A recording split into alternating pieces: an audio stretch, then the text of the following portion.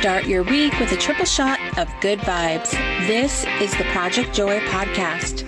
I'm your host, Jessica Dugas. Thanks for joining me. Good morning, everybody, and welcome to another episode of the Project Joy podcast, a breakthrough show extra.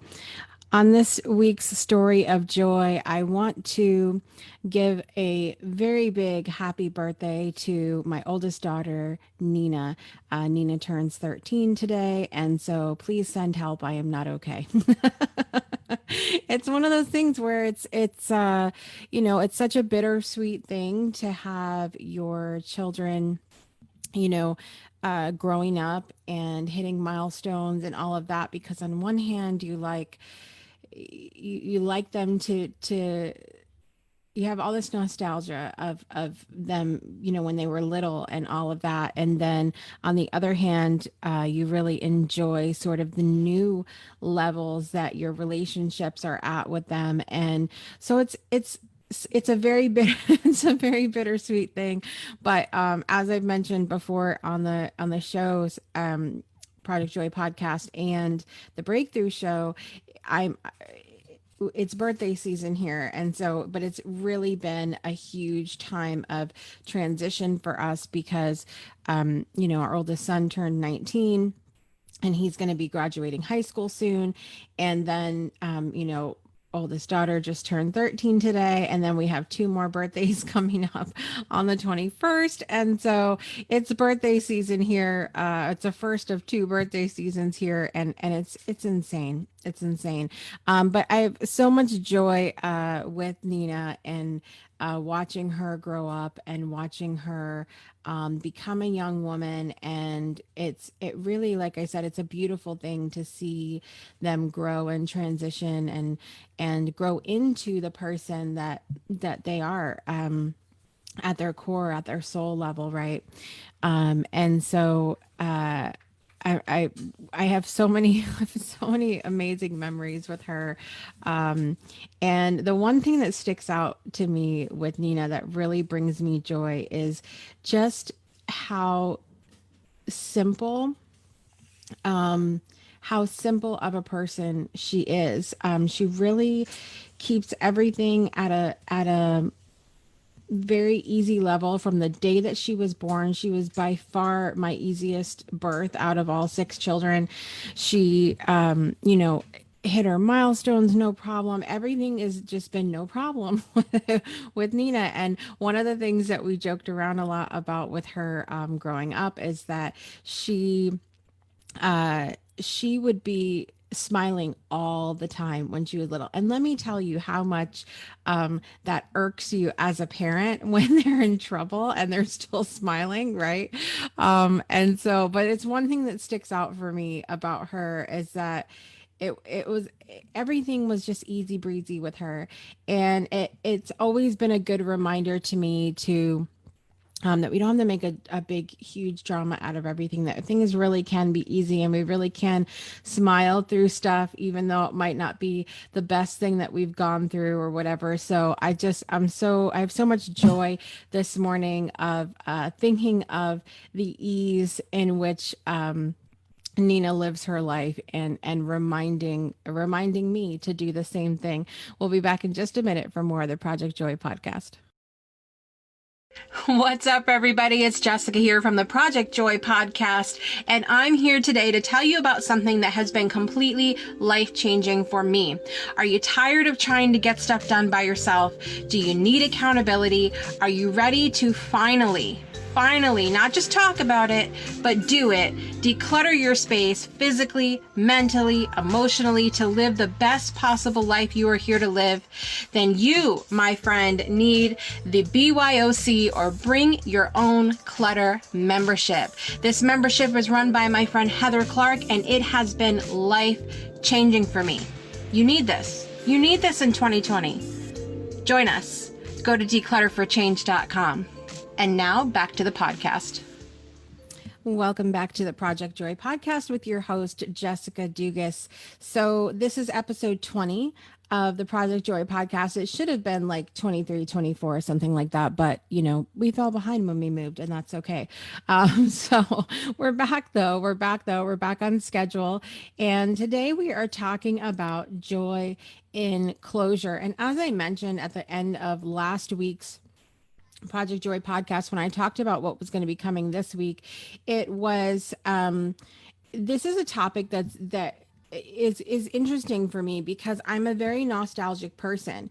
So the idea of bringing closure to something in my life is often not an easy one for me to grasp onto. It's not an easy one for me to embrace because so we've talked about this on the show before, astrologically I have so much air in my natal chart, and if you don't have any idea what I'm talking about, send me a message. Jessica at thebreakthroughshow.com or Jessica at jessicadugas.com, and ask me about it. But I have so much air in my natal chart, so I'm always up here, I'm always in the air all the time. And so for me, I'm constantly grasping on to what is permanent, what is long lasting, what is true. And the ironic thing about that is that we know that pretty much nothing lasts forever. And but it's this innate nature inside me that goes grasping for things to hang on to. And so even now in me and in people like me, it can be difficult to even find and accept closure in things that are not good for us, in things that we should just, as they say, shut this down. So, it can be difficult. It can be hard when you just want something to last, and you need that grounding and that and that something to make you feel strong and in place, and things have to come to an end. And so I think about, and I think the other thing that is really interesting is if we're talking about closure where grief is concerned, because we've talked about grief before on the show. um, it can be really hard to get closure in that area because of our lives, because we feel like if we gain closure, then we are purposely letting this person go. And so what I really wanted to clarify on the show this morning is that when we talk about closure, the joy is really in knowing that closure doesn't mean forget. That closure doesn't mean never think about this again, or this person, or this circumstance. That closure simply means getting a sense of being finished, of comfort, of solace with whatever it is or whatever person you are thinking of. Now, sometimes closure, listen, we all know, sometimes closure does mean like it done, don't want to do it anymore. But the interesting thing is about that is in the spiritual community, even the personal development community, there's been so many times where I've had conversations with friends or with colleagues, and something will come up in our lives, and we'll say, God, I thought I worked on this. Like, why is it coming up again? And so it's this idea that we think that closure is like done, finished, never talk about this again, never think about it again, never process it again. But that's not actually what closure is. Closure is just having peace and solace and being good with whatever or whoever in the moment. And it doesn't mean it'll never come up again. Now, does this mean that we shouldn't do the work to create closure in the areas of our lives if we need to, if it's just going to come up again, or if there's a chance it's going to come up again. No, because the goal is, and this is something again that we've talked about on this show and on the Breakthrough Show, is the goal is to be good in this moment, to have peace and joy and love and gratitude and appreciation and all of those amazing things in this moment. So if you need to get closure for this moment, be good with that. Be good with knowing that the joy that you're experiencing from that closure in this moment is enough.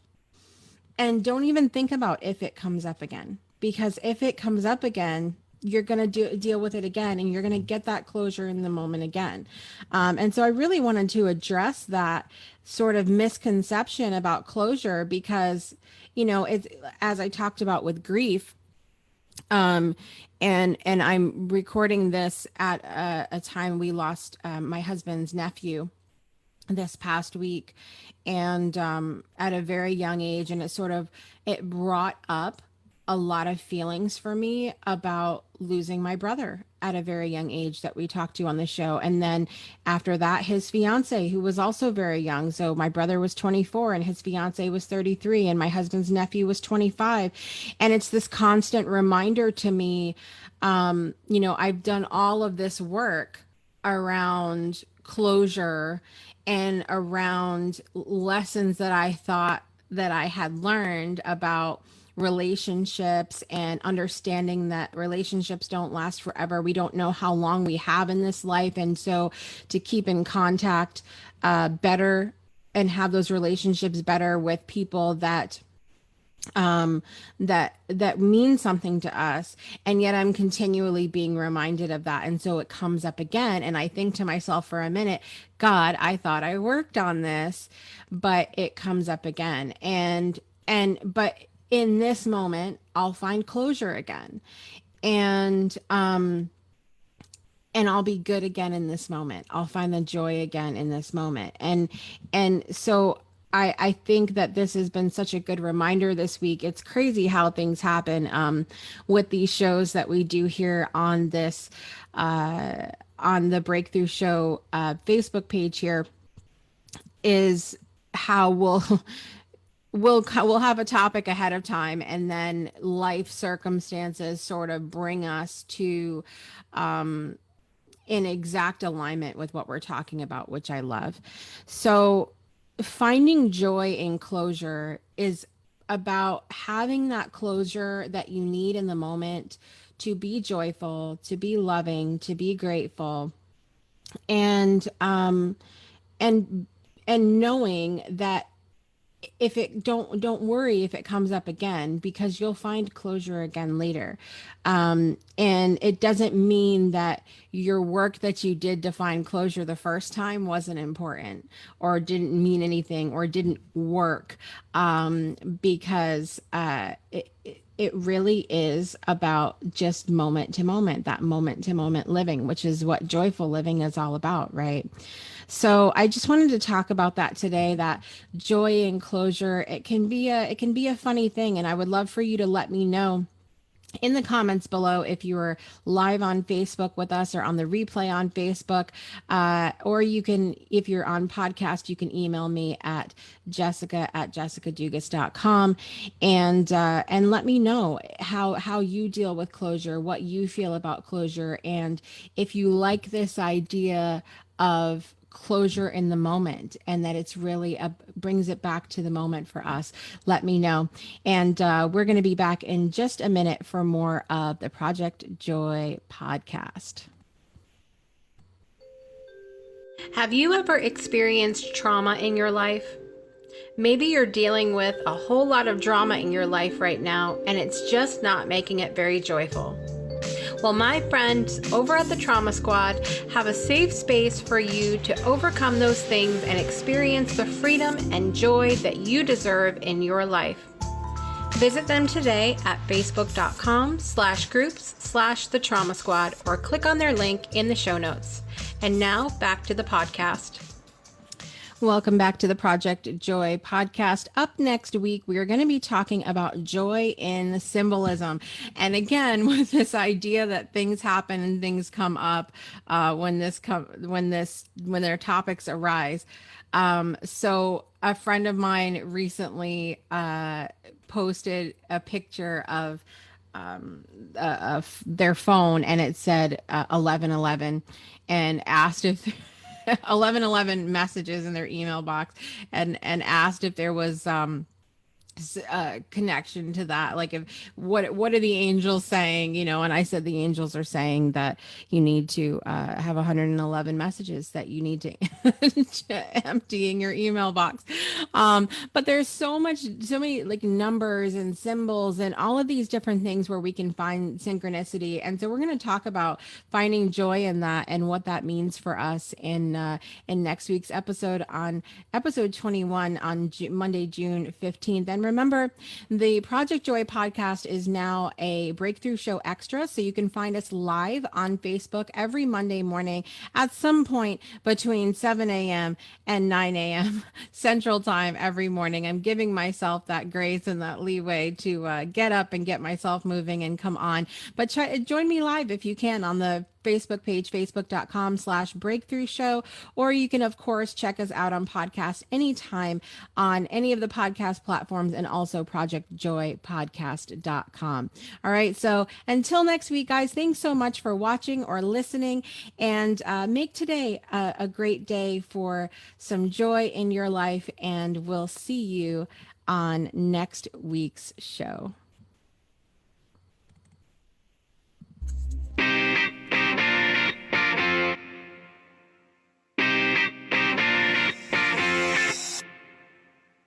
You've been listening to the Project Joy podcast with your host, Jessica Dugas. We'll see you again next Monday and every Monday for another episode to start your week off right.